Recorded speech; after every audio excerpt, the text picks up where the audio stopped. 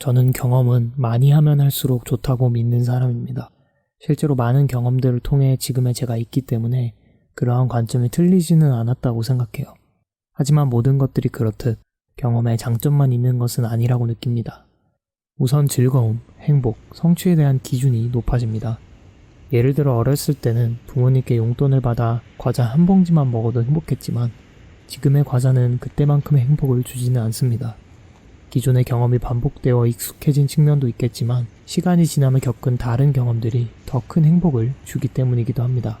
새로운 경험을 했는데 그때 내가 평소 느끼지 못했던 강렬한 즐거움을 느낀다면 기존에 내가 즐겁다고 생각했던 경험들을 통해서는 더 이상 즐겁지 못할 가능성이 높습니다.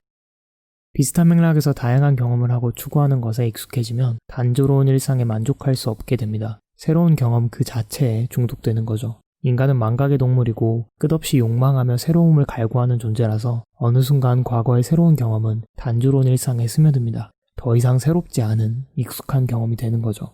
이렇게 되면 내가 굉장히 편하고 익숙한 일상적인 경험에서는 즐거움을 느끼지 못할 가능성이 큰데 그러면 또 다시 새로운 것을 찾아 나가야만 합니다. 나는 더 행복할 수 있는데, 나는 더 즐거울 수 있는데 라는 끝없는 공허를 떠올리면서요. 실제로 제가 그랬거든요. 대학에 입학한 이후 정말 다양한 경험들을 추구했고 그중 제가 업으로 삼을 수 있는 건 무엇이 있을까를 고민하기도 했었습니다. 그래서 딱 한 가지를 뚜렷하게 찾았다면 정말 좋았겠지만 아쉽게도 그런 건 없었습니다. 그리고 사실 저는 그저 경험 자체가 좋았던 거고 무의식적으로 더 새롭고 더 자극적인 경험들을 계속 쫓고 있더라고요. 이전의 경험들이 만들어온 나 자신을 돌아보고 온전히 이해하기 전에 새로운 경험들만을 계속해서 들이붓고 있었던 겁니다. 물론 그게 나쁜 건 아닙니다.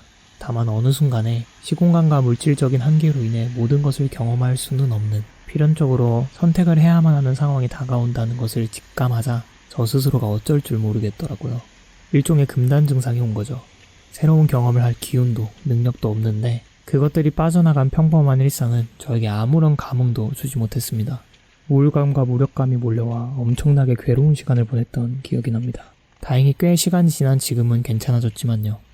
어쩌면 그 당시에 제가 겪었던 경험의 부작용은 새로운 경험을 저 스스로의 환경과 성향에 맞게 잘 받아들이는 법을 알지 못했기 때문일 수도 있겠다는 생각이 듭니다. 물론 이러한 단점들에도 불구하고 여전히 아는 것이, 새로운 경험을 하는 것이 중요하다고 생각합니다.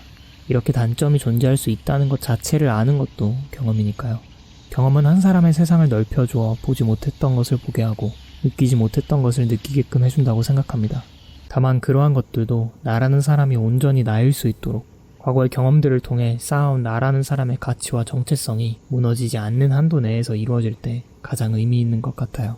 그래야만 시야가 옮겨가는 것이 아니라 넓어질 수 있고 그래야만 삶에서 더 많은 것을 느끼고 생각할 수 있을 테니까요.